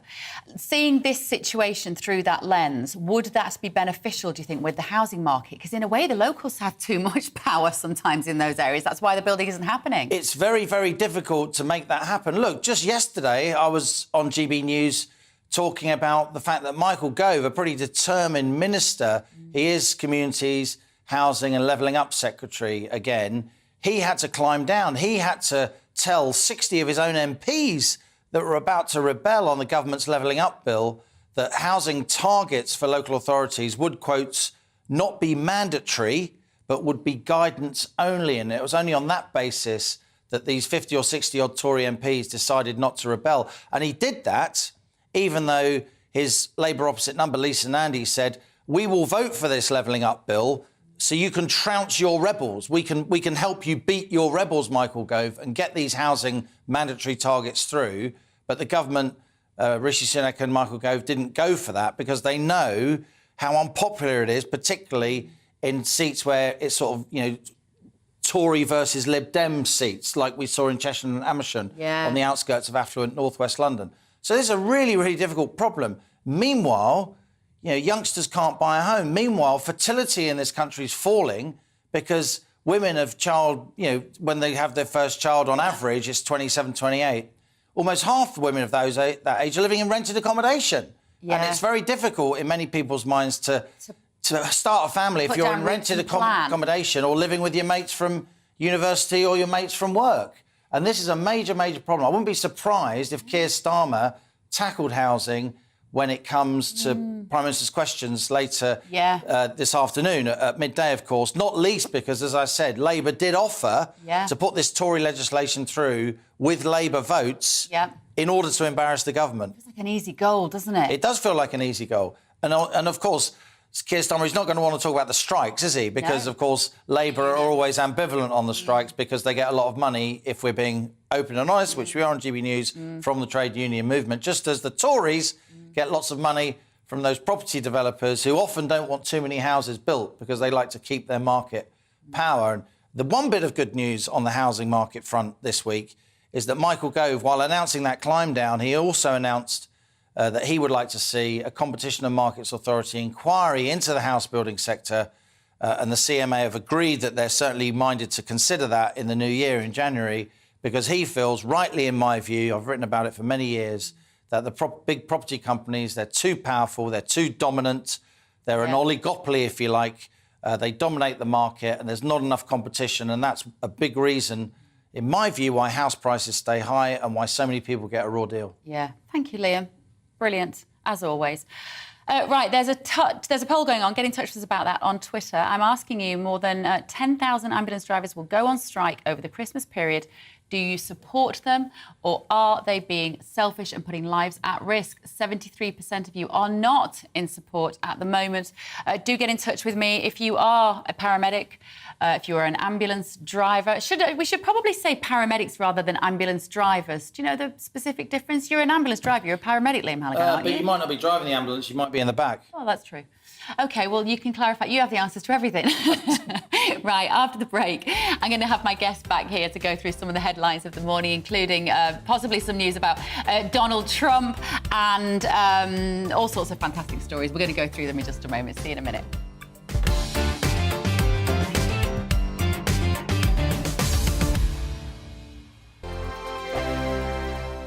I'm Mark Dolan. Join me at 11 on GB News for Headliners, in which I'll be joined by two of the UK's top comedians discussing tomorrow's papers.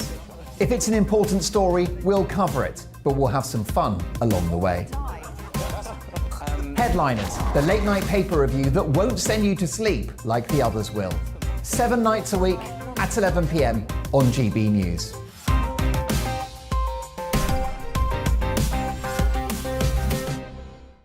Monday to Thursday nights on GB News. At 6, it's Jubes and Co. 7 o'clock, Farage. At 8, join Mark Stein. And at 9, Dan Wootton Tonight, followed by Headliners. On TV, radio and online. This is GB News. Monday to Thursday, 9 p.m. till 11 p.m. Join me, Dan Wootton. I'll bring you the sharpest takes and hottest debates. Do you not believe in prisons? I don't believe in prisons. I'm completely stunned. I guarantee you there'll be no spin, no bias, no censorship. I actually was personally quite offended by it. And no reason to go to bed. So I guess they've always been quite woke. That's Dan Wootton tonight on TV, radio and online. Monday to Thursday from 9 p.m. till 11 p.m. on GB News. The People's Channel, Britain's news channel. Join me, Lawrence Fox, on GB News. Frank, fun, fearless and sometimes serious, much as I love a Friday night punch-up, what I really want is a battle of ideas. I want to look at things differently. I want to hear different voices and engage with your unique experiences. Every Friday at 7 p.m. on GB News. Hello, I'm Esther McVeigh. And I'm Philip Davis. Whether you're watching or listening on TV, online or on radio, we handpick the latest stories, debates and expert opinions for your weekend. So whether that's politics, news or showbiz, we've got it covered. Join us every Saturday morning at 10 o'clock on GB News. Join me every Sunday at 6 p.m. for Gloria Meets. In exclusive interviews, I'll be finding out who our politicians really are and what they really think. It's something that you would never want anyone to suffer. I didn't know what channels there were. I didn't think I'd be believed. I must have weighed about 7 stone and I'm 5'8". My instincts was to sort of cover this up. I mean, clearly that was a mistake. Join me every Sunday at 6 p.m. on GB News, the People's Channel, Britain's news channel. Hello there, it's Eamon Holmes here from Breakfast on GB News. We're not just on your television and your screens, you know. We're on DAB plus digital radio, so you can listen to your favourite shows on the move. If you've not yet listened to GB News Radio, it's very simple. We're on your radio player and TuneIn apps, on your smart speaker, phone or tablet, or online at gbnews.uk. Take us with you wherever you go. GB News Radio. You never have to miss a moment of the People's Channel.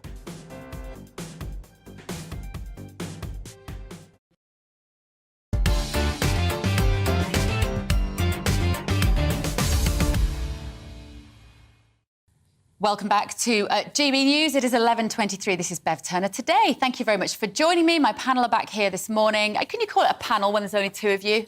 You're not really a panel, are you? You're just my rent-a-gobs. They're here. I saw that it said we were sitting on the sofa with you. We were sitting on the most uncomfortable chairs I've ever been in. Former Conservative Minister and troublemaker Lord Jonathan Marland, author and journalist Laura Dodsworth. Right, Jonathan, you know... my headmistress calling me a troublemaker. You are a little bit. Used to call me a troublemaker. Well, you are. You know Lady Hussey, you were saying, who's been the subject of this terrible furore this week. I wouldn't say I know her well, but when there was that attack on the House of Commons and the whole House of Lords and Commons were shut, she happened to be having lunch and we were driven into the basement, and for 2 or 3 hours we had to sit in the basement waiting for the Lords and Commons to be cleared. And she's a remarkable woman. She had to sit on a waste paper basket for about 3 hours, upturned waste paper basket because there were no chairs. And that woman's had service to the Queen. The Queen would be horrified by all this. Service to the Queen for 40 years, unpaid almost certainly, dedicated to meeting people, being nice to them, introducing them. And to end up having this done to her is, I think, a shocking thing. To have the whole conversation reported by the person who she had the conversation with. With no right of reply. With no right of reply. And so I feel deeply upset for Lady Hussey. She has done great service to this country. And actually, I think the reaction of the royal family to the Twitter storm was wrong. I agree. And was weak. And you think, and in your view, that if the Queen was here, she wouldn't have handled it necessarily in that way? Well, I arguably, can't we can't speak to her, but I just think this is madness. It is. I think that the reaction from the royal family is such a shame, but it also epitomises the age we live in. Lady Susan Hussey's been trialled by media and by social media. This is a mob rule reaction. And, I mean, first of all, I think that we should treat our elderly with respect. She may have handled the question insensitively. It's hard to know without her right to reply. But still, you make allowances for elderly people. And it's not really a terribly unreasonable question. It may not have been phrased as diplomatically as it could be. We don't know. We weren't there. But I think that we should show respect and give allowances to elderly people. I think the problem with this whole trial by social media is it's making us very fast. We don't even have a 24-hour news cycle. It's not even an hourly news cycle. It's faster, faster, faster. And people think they need to appease reactions almost instantly. Yeah, absolutely. Can I just add that to just this, shortens Laura? due process as well as calming down, letting tempers Can I fall. give you an example, two quick examples? I've just chaired a big Commonwealth conference where we've had people from Black Africa, from the Far East, etc., attending the conference. The running joke was, I'll tell you where I'm from before you need to ask me. Yeah. And that's how bad. And some people said to me, this is put, racism back a long time, just bringing this to the point. So I think that's one example. The other thing is I had a wonderful taxi driver here, and I said to him, because I didn't want to ask him where he's from, I said, "You're from Ghana, aren't you?" He said, "How did you guess?" I said, "Well, because I go to Ghana, I meet lots of Ghanaians through my Commonwealth work." He was so pleased to tell me he was going back to Accra for 6 weeks and that he loved working over here, and we had a good exchange about it. So I think the balance was wrong, and this needs to be redressed. And I want to see a turning point in this sort of this plague of locusts attack via social media. That gives people the right... It's interesting, I hadn't thought of it as being more of an ageist story as opposed to a racist one necessarily. Right, story from today. No, I'm interested to hear your points. 250,000 unemployed young Britons, Laura, are planning on never getting a job. What? I find this such a tragic story. Now, I want to be really careful, though, that we don't frame all of these young people just as work shy, because I think that is one reaction that's going to potentially come from this story. I actually have a huge amount of sympathy for these young people. I have teenagers myself. I know you do. Too. I don't want to go on about lockdown and COVID the whole time, but the fact is that right now they are thoroughly disaffected. Education really let them down, and I think that some of them don't have a great deal of hope in the future. Gosh, this has been quite a gloomy show. We've been on some fairly gloomy news topics. Oh, welcome to my new job. Yeah, hi. So thanks for having me. But, you know, is it any wonder that young people think there's not much point or nothing to aim for? I think there's a much bigger issue here. I mean, you can pull out small things and say we might need a short, sharp shock and some sanctions to the benefit system. Yeah. It shouldn't even be a choice. Oh, I don't want to work because I can have benefits. However, there's something bigger. As a society, I'm not sure that we're really that clear on our values and on who we are. You know, where's their ambition? Where are their goals? And what are they aiming for? You know, when I bought a house, the salary to property ratio was something like 5 times, and now it's 9 times. I think they're looking at the landowner and wondering how they're ever going to get on. And there's another issue I want to bring up, controversial, but it's marijuana use. Yes. Now, because it's been legalised in other countries and in some states, there are lots of TV shows that really normalise it. Marijuana use has soared in the last couple of decades. 100%. It's overtaken alcohol for young people in this country, and it saps ambition, it saps energy, it's a depressive, and I think there are just so many big picture issues that feed into this story. I think you're right. I think there is a silent pandemic amongst teenagers of marijuana use in this country that we are... This story about them, nobody wanting to go... or how many of them don't want to go to work might be part of it. You've got grown-up kids Yes, now. I'm not qualified to answer this. Well, you are, because I'm guessing what I'm thinking is your children have grown up and presumably have careers and jobs and make a living for themselves. What do you think has changed? I'm just so out of touch with what your children are thinking and doing, because I've lost it through COVID. I lost that period. Yeah. So I'm absolutely fascinated to hear what you two have to say, and I really can't comment. But wait, all I can say is it's odd that people really don't understand that there is a need to work, that you have to earn a living to survive, and maybe they feel that the state should be satisfying them. And if that's the attitude, then there's a serious problem and a serious cost for the country. Can I say something about the state satisfying them? I think this bodes very, very badly for our country. We keep floating UBI trials. The idea... Universal basic income. Thank you, so sorry. So the idea of hundreds of thousands of millions of young people not working and receiving UBI or state benefits, whatever you want to call it, where do they go? What do they fill their time with? It is at times like this that societies are really at risk of extreme political movements, totalitarianism. Young people do have an energy.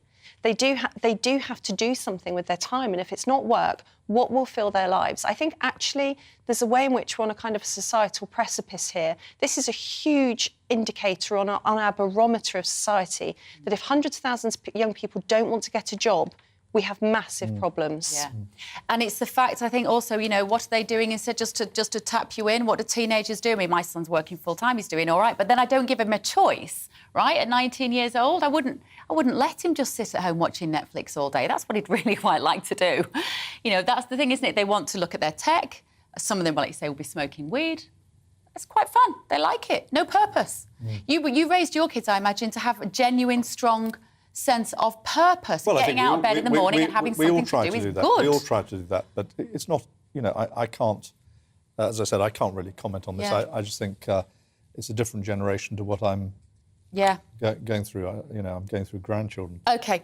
Right, more to come in a moment, but after this quick break, as we approach 12 o'clock, with PMQ starting, of course, I'm asking my panel what they would like to ask the Prime Minister today, but more importantly, what would you like to ask them too?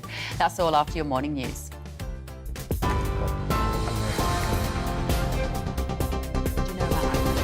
No. Oh, God. Good morning, it's 11:32. I'm Rosie Wright. Let's get you up to date.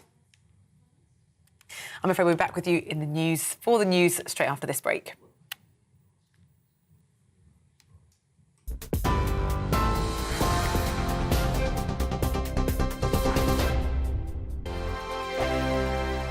Monday to Thursday, 9 p.m. till 11 p.m. Join me, Dan Wootton. I'll bring you the sharpest takes and hottest debates. Do you not believe in prison? I don't believe in prison. I'm completely stunned. I guarantee you there'll be no spin, no bias, no censorship. I actually was personally quite offended by it.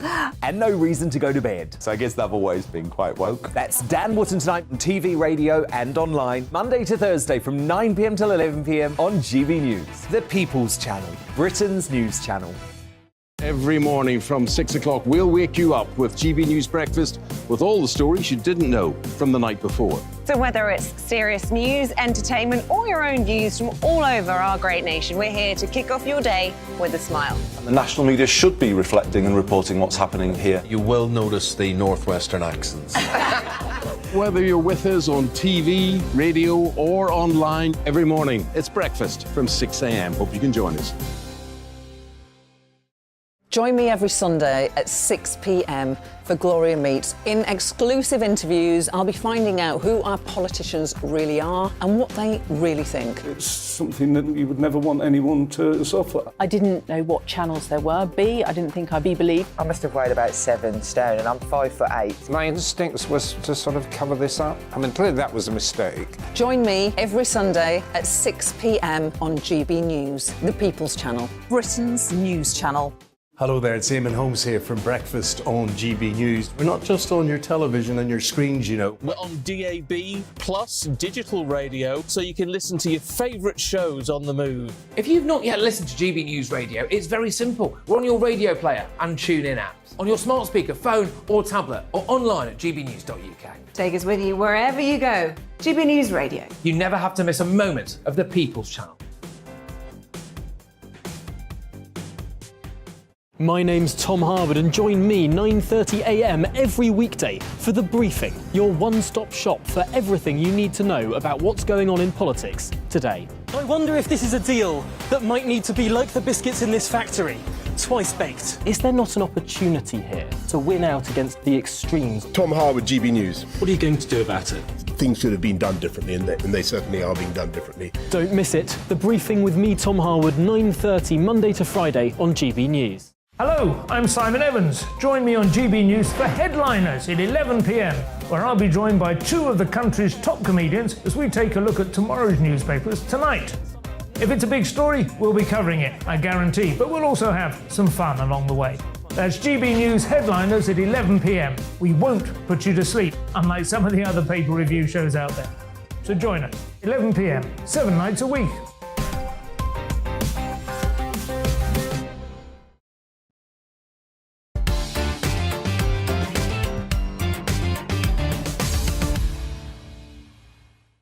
Welcome back to Bev Turner today. My guests are still here, Lord Jonathan Marland and Laura Dodsworth. Now, it's Prime Minister's Questions, of course, at midday, 11:35 now. And I like to ask my guests on this day what you would ask the Prime Minister, Laura Dodsworth. What would you ask Prime Minister today if you had the joy of standing there as an independent An independent candidate? I'd have to be independent right now because I couldn't vote for any of them. OK, so are we talking about me one-on-one with a room and a spotlight and the Prime Minister chained to a chair, or is this one question? How long have I got? All right, one question. Well, I'm just fantasising about the first one and how wonderful that would be. But no, you're in PMQs, you've got one question. All right, my one question would be what the plan for growth is. I think we've been, obviously we've had all these different fiscal budgets, mini budgets, we've been vacillating. I know we're going to be talking about the high street later in the show. I think this is just a huge concern. I personally think putting up corporation tax from 19% to 25% was a kick in the knees to small businesses. And one of the most urgent questions for the country, for our medium and long-term future is, what's the plan for growth? I don't see a plan for growth. I think if you did that in PMQs, Liz Truss would stand up and say, I've already tried that one, Miss Dodsworth. It's not going to wash. What do you think? What would you ask? I would totally, if I was able to, I would ask the same question as it's worrying, isn't it? But just amplifying on what Laura said, what people haven't realised is there's an investment strike. I'm not going to invest in any new business. I'm not going to, and as Harold Wilson actually said, and one of my friends told me about this as we were on the show, is that, one person striking is another person losing their job. So that strikes would be what are you going to do about strikes? How's it linked to growth? There has been no growth in this country. There won't be because Shell have said they're not going to invest in this country. Total are pulling out. BP will do the same. A lot of people I know are not going to invest anymore with these tax rates. And so we need to have a plan of where this country is going, set out what the Brexit dividend is going to be, and until we have that, we're going to be in a terrible mess. If you fix growth, ultimately you fix strikes, because, of course, strikes, chaos and uncertainty accompany high inflation and low economic growth. The strikes we're having now are totally predicted when we started printing money, cutting down manufacturing supply and shut the economy. It's no surprise we've got strikes now. What's motivating Rishi Sunak and Jeremy Hunt? Well, I think they are motivated to balance the books, to stockpile money. They're going to have a good run, by the way, because energy prices are falling quite dramatically. So it won't be as bad as they thought it was going to be. So maybe they're doing this to, and I don't know, and I wish I did, maybe they're doing this to say in 6 to 12 months' time, OK, we've recouped the loss and the cost of COVID, and here now is tax reductions, and here is the post-Brexit future for this country, which everyone is dying to hear. Yeah. But they just strikes will prevent this growth from happening because the cost of strike is so huge. Yeah. The cost of rail strike is so huge to the taxpayer because the taxpayer owns the railway system. Well, talking of energy, Laura, this story in the papers today, people are urged to heat their main rooms as the cold snap begins. Well, oh my goodness, our thermostats are supposed to be going up and down in line with constantly vacillating up and down advice from the authorities. The first point to make is I don't need the government to tell me what to do with the heating in my house. It's my house, it's my business. We've got to save the planet, Laura. It's all about the green agenda. We've all got this sense of social responsibility.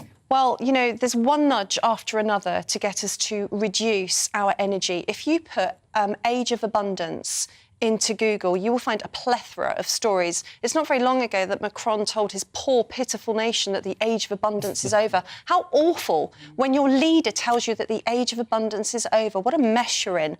So, the biggest nudge, of course, is price. People do want to turn their heating down because they can't afford it. I've already turned my thermostat down to 19 degrees because my energy bills are staggering.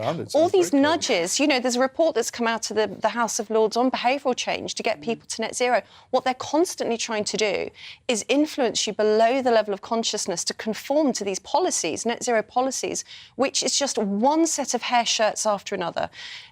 If the age of abundance is over, we're going into an age of immiseration where we're just shivering in some kind of really hideous neo-feudal world. But anyway, here we are with the story telling us to turn our heating up, because it's no great surprise, but if your houses are freezing, people die of cold home winter deaths. 2 years ago, a little boy, a 2-year-old boy, died from black mould in his house. His house was not fit for human habitation. A modern, prosperous, happy society needs heat. So I think last month it was turn your heating down to fight Putin and save the planet. Now it's turn your heating up because otherwise you might die. When that story was out, this one, and then there was something similar last week, I think, Jonathan, about, you know, the government, Jeremy Hunt saying we've got to all turn our boilers down. Can you imagine Margaret Thatcher ever telling people, turn your boiler down? Wouldn't she have said, this is none of my business? Well, I can't imagine why anyone wants to treat us like children. You know, as Laura so well put, you know, we kind of know when it's too cold, and we either put on another jumper or turn the heating up. But obviously there is a section of the population that hasn't got that opportunity, and of course there should be ways of telling them. We don't need to tell the whole nation to turn your heating up or down. And of course, this isn't saving the planet, turning your heating up, whereas we were saving your planet a week ago. So I think I totally agree with what Laura has said so well. Yeah, it baffles me. It really does. I mean, well, like you say, we're not stupid. We don't need to live in this paternalistic world where every move. It is a nanny state. Statues tell you what you're supposed to be looking at. Sadiq Khan is planning to erect a statue to a girl who died from chronic asthma, which it turns out revised coroner report said may have also been contributed to by air pollution. So Sadiq Khan is putting a statue. Yeah. The funds have been raised from different sources, including public funds. So, you know, that statue tells us environment's on the pedestal. There's no statue to the 2-year-old who died of black mould. There's no statues to the many thousands of old people that die from cold homes every year. Yeah. Right, talking of our society, the landscape in which we live, the high street. I'm fascinated by the changing face of our high street, and anybody who, you know, goes out to the shops today, we will see shops are boarded up. There are more charity shops. What is replacing banks and department stores on our high street? Laura, this is one of the most depressing stories I've seen so far, and there have been a lot of depressing stories, let's be honest.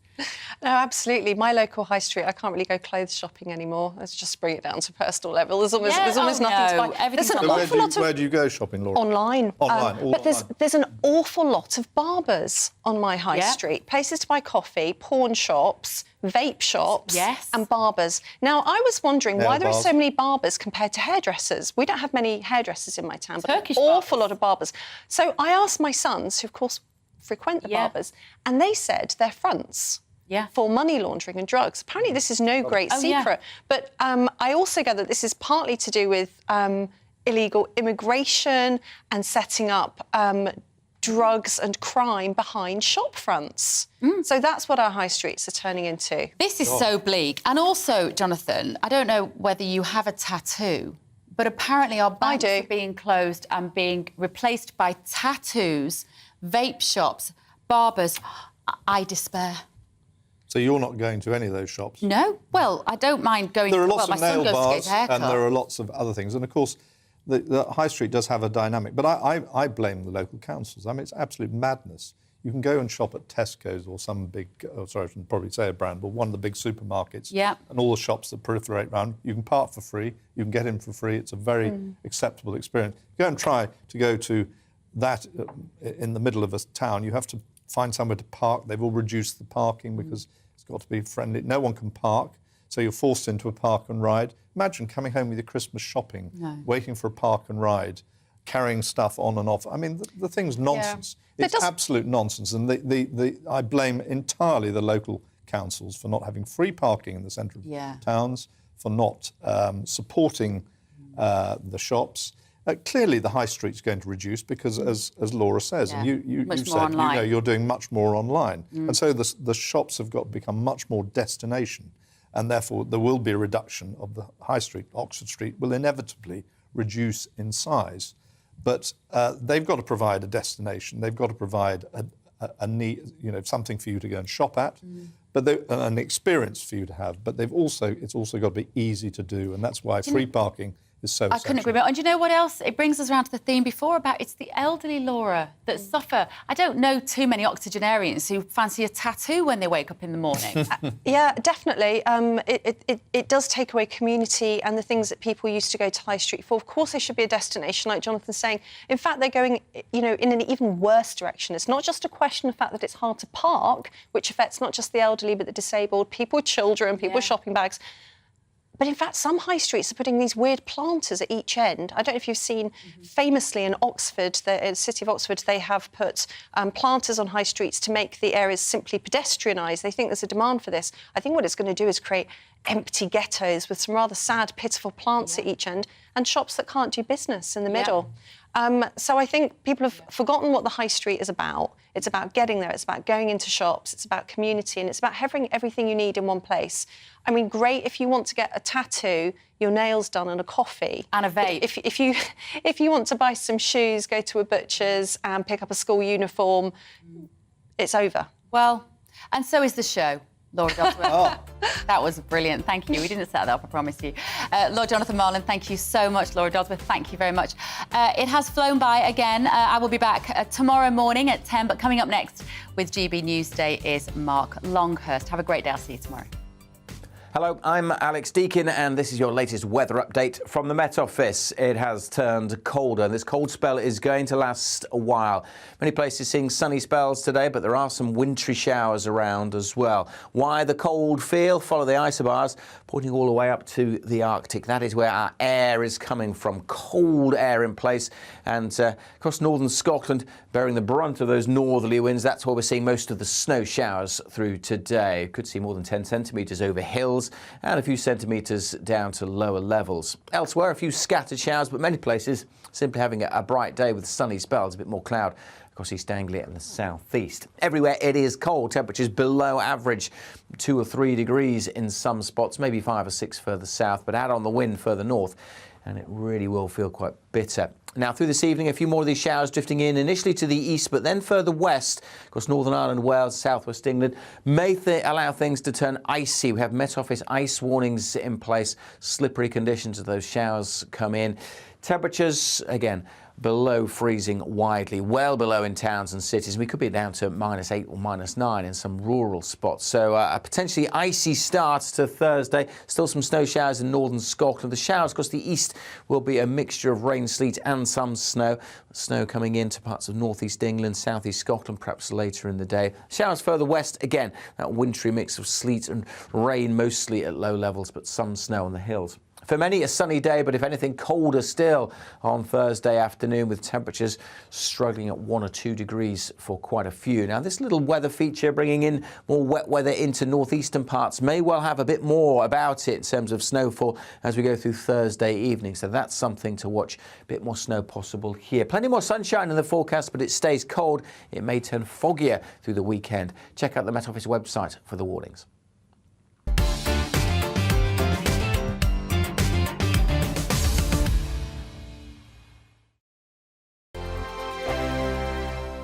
We are GB News, and we'd like to say thank you to each and every one of you for bringing us your conversations, for helping our great nation find its voice. We are here for you on radio, television, and online.